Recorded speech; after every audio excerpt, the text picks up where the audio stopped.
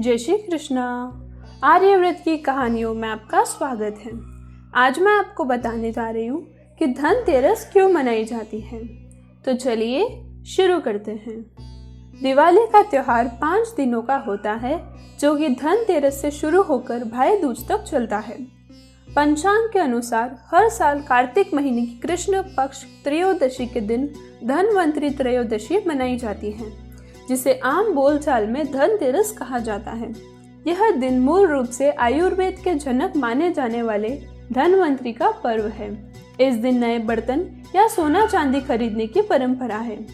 बर्तन खरीदने की शुरुआत कब और कैसे हुई, इसका कोई ठोस प्रमाण तो नहीं है, लेकिन ऐसा माना जाता है कि जन्म के समय धनवंतरी के हाथों में अमृत कलश था। यही कारण होगा कि लोग इस दिन बर्तन खरीदना शुभ मानते हैं।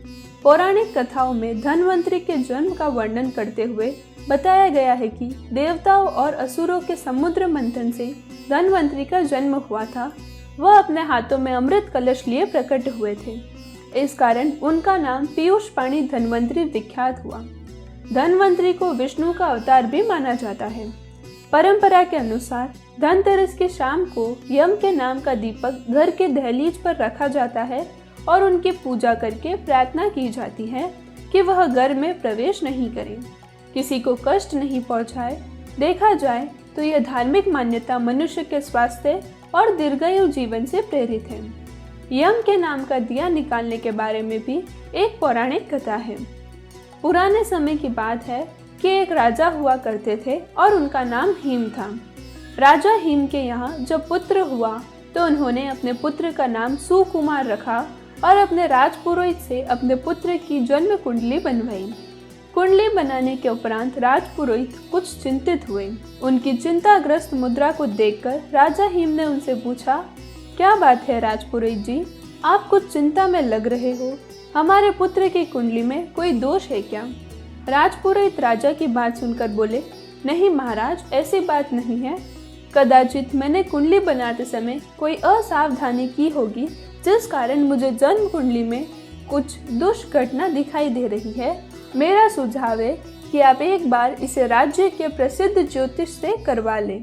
राजा थोड़े से आशंकित हुए और फिर पूछे, पुरोहित जी, हमें आप द्वारा बनाई हुई कुंडली में भी कोई संदेह नहीं है। आप वर्षों से हमारे विश्वास पात्र रहे हैं। कृपया आप हमें बताएं कि क्या बात है। राजपुरोहित ने कहा, महाराज, राजकुमार की जन्म कुंडली की गणना करने पर हमें यह ज्ञात हुआ है कि राजकुमार अपने विवाह के उपरांत चौथे ही दिन सर्प के काटने से मृत्यु को प्राप्त हो जाएंगे। राजहिम तिल मिलाते हुए चिल्लाए, राजपुरोहित जी, ये आप क्या कह रहे हैं? अवश्य ही आपकी गणना में कोई त्रुटि हुई होगी। एक बार पुनः से कुंडली को ध्यान पूर्वक देखें। यदि आप हमारे राजपुरोहित न होते तो कदाचित आप इस समय मृत्युशैया पर लेटे होते। राजा हिम के क्रोध को देखकर राजसभा में सभी डर गए। पुरोहित ने हिम्मत करते हुए कहा, क्षमा कीजिए राजन, किंतु यदि आपको कोई शंका है तो आप मेरे द्वारा दिए गए सुझाव पर अमल कर सकते हैं। उसके बाद राजा हिम ने अपने पुत्र की जन्म कुंडली राज्य के प्रसिद्ध 3-4 ज्योतिषाचार्यों से बनवाई, किंतु परिणाम वही रहा।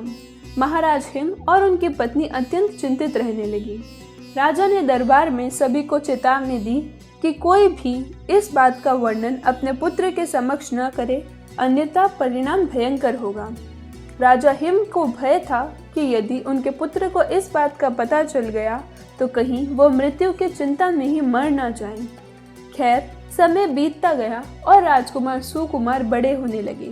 अंततः वह समय आ गया था जब राजकुमार की आयु विवाह योग्य हो गई और आसपास के कई राज्यों से राजकुमार के लिए सुंदर राजकुमारियों के विवाह प्रस्ताव आने लगे। परंतु अपने पुत्र के मृत्यु के भय से राजा किसी भी प्रस्ताव को स्वीकृति नहीं दे पा रहे थे। यह देखकर महारानी ने कहा, महाराज, यदि आप इसी प्रकार सभी राजाओं के विवाह प्रस्तावों को अस्वीकृत कर देंगे तो हमारा पुत्र क्या सोचेगा? जन्म कुंडली के भय से हम अपने पुत्र को उम्र भर के लिए कुंवारा तो नहीं रख सकते, और फिर मृत्यु को सर्प के काटने से होगी। यदि हम महल की सुरक्षा व्यवस्था बढ़ा दें तो कदाचित सर्प के राजकुमार के पास पहुंचने से पूर्व ही हम उस सर्प को मार गिराएंगे। राजा हिम को महारानी का सुझाव पसंद आया और उन्होंने एक सुंदर राजकुमारी से, जिसका नाम नैना था, से अपने पुत्र के विवाह के लिए स्वीकृति दे दी। राजकुमारी नैना देखने में जितनी सुंदर थी, बुद्धि में उतनी ही प्रखर थी।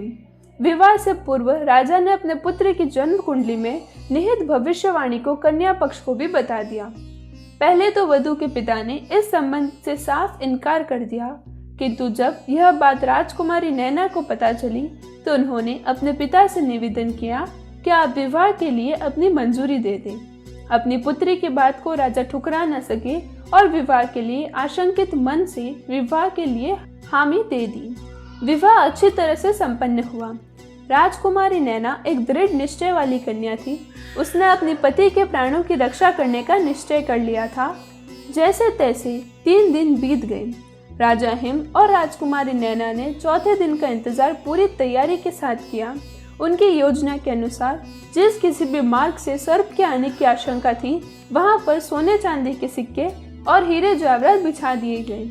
पूरे महल को रात भर के लिए रोशनी से जगमगाया ताकि सांप को आते हुए आसानी से देखा जा सके।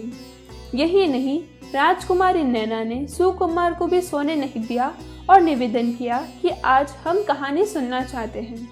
राजकुमार सुकुमार नैना को कहानी सुनाने लगी। मृत्यु का समय निकट आने लगा और मृत्यु के देवता यमराज पृथ्वी की ओर प्रस्थान करने लगे। क्योंकि सुकुमार के मृत्यु का कारण सर्पदंश था, इसलिए यमराज ने सांप का रूप धारण किया और महल के भीतर राजकुमार सुकुमार और राजकुमारी नैना के कक्ष में प्रवेश करने का प्रयास किया।